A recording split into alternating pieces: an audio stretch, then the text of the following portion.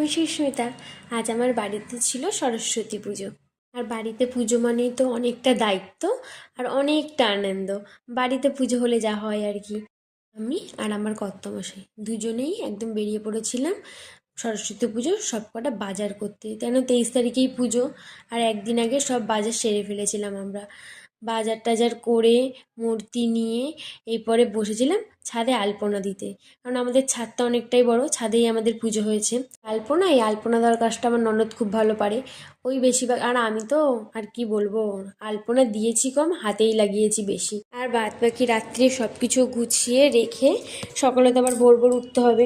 একদম 5টার সময় উঠে স্নান টান করে রেডি হয়ে তারপরে চলে গেছি পুজোর কাজে জোগাড় করতে। আমি, আমার ননদ, আমার পিসি শাশুড়ি সবাই মিলে।